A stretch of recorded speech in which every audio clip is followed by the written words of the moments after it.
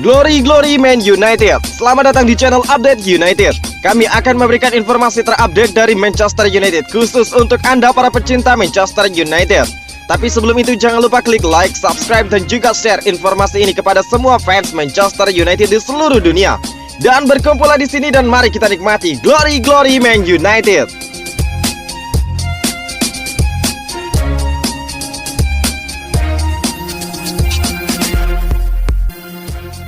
Buka-bukaan ini alasan Ralf Rangnick jarang memainkan Donny van de Beek.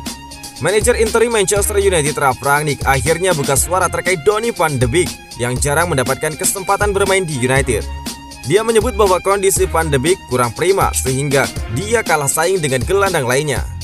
Ketika ditanya mengapa dia tidak memberikan kesempatan kepada Van de Beek, begini jawaban Rangnick. Pada akhirnya semuanya kembali ke masalah kompetisi di dalam tim, ujar Rangnick yang dikutip dari Manchester Evening News.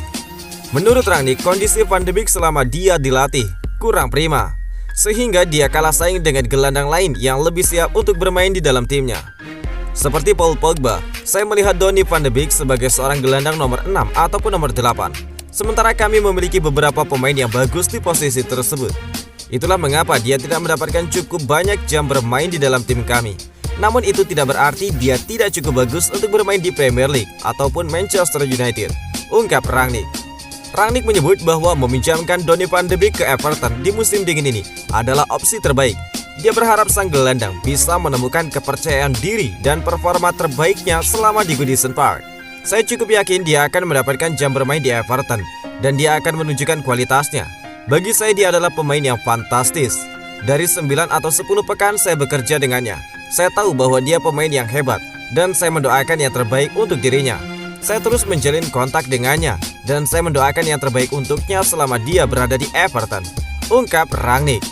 Van de Beek dipastikan akan kembali ke Manchester United di musim panas nanti karena United tidak memberikan klausul pembelian permanen kepada Everton.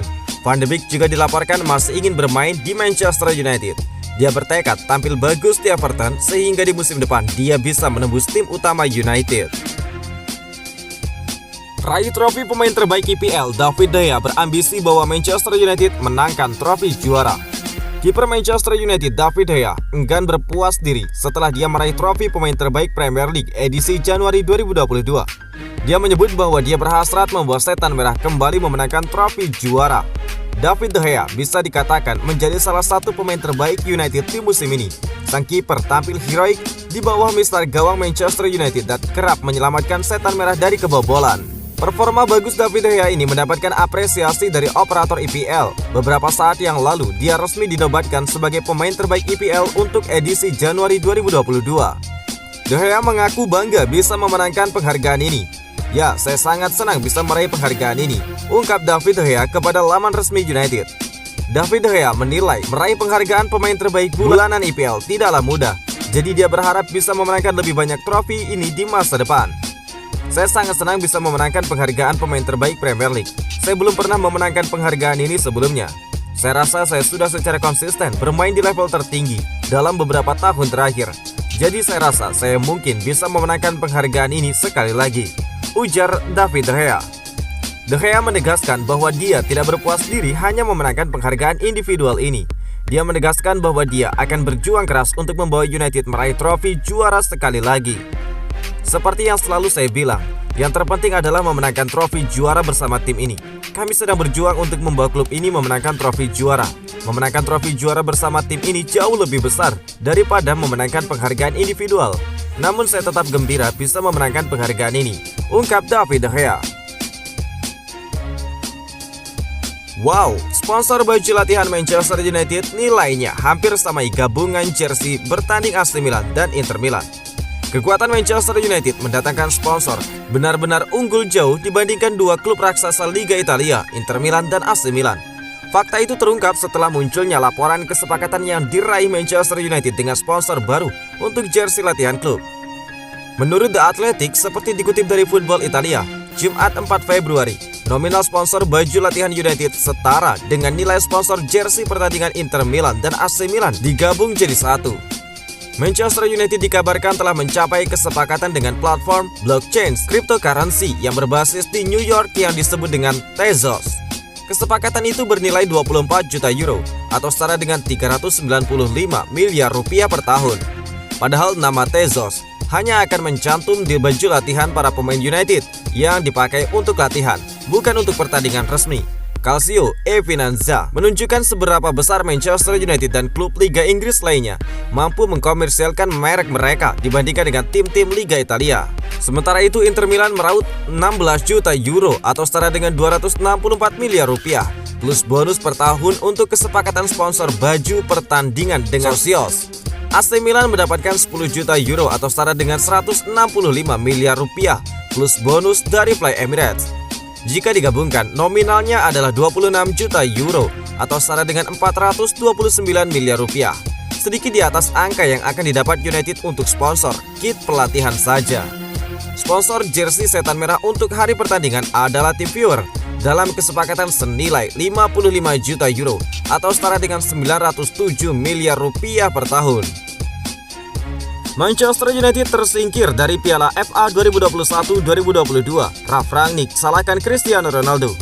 Ralf Rangnick mengungkapkan penyebab timnya kalah dari Middlesbrough di babak 32 besar Piala FA 2021-2022 Sabtu 5 Februari dini hari waktu Indonesia bagian Barat. Dia menyebut Manchester United kalah karena membuang banyak peluang di babak pertama. Saya sangat kecewa, kami seharusnya menang dan mematikan pertandingan di babak pertama, kata Rangnick mengutip dari London Evening Standard. Kami mendapatkan banyak peluang, tetapi tidak gol karena membentur tiang dan juga ada penalti yang gagal. Seharusnya kami bisa unggul 2-0 atau 3-0 di babak pertama. Lanjut dari Ralf Rangnick. Komentar Rangnick di atas pertanda juru taktik asal Jerman menyalahkan Cristiano Ronaldo. Benarkah demikian? Sekedar diketahui, Cristiano Ronaldo gagal mencetak gol via titik putih di babak pertama. Dalam laga tersebut, setan merah tampil sangat dominan sejak 45 menit pertama. Manchester United bahkan unggul lebih dahulu lewat Jadon Sancho pada menit ke-25. Namun sebelum itu, Cristiano Ronaldo sebenarnya bisa menggadaikan keunggulan lewat titik putih pada menit ke-20. Sayangnya bintang asal Portugal tersebut tidak mampu mengeksekusi penalti dengan baik. Selain itu, Bruno Fernandes dan Marcus Rashford juga banyak mendapatkan peluang. Akan tetapi, penyelesaian akhir yang buruk membuat mereka gagal menambahkan keunggulan di babak pertama. Pada babak kedua, tepatnya pada menit ke-64, Middlesbrough mampu menyamakan kedudukan lewat gol kontroversial Mark Crooks. Skor berubah 1-1 hingga waktu normal 90 menit berakhir.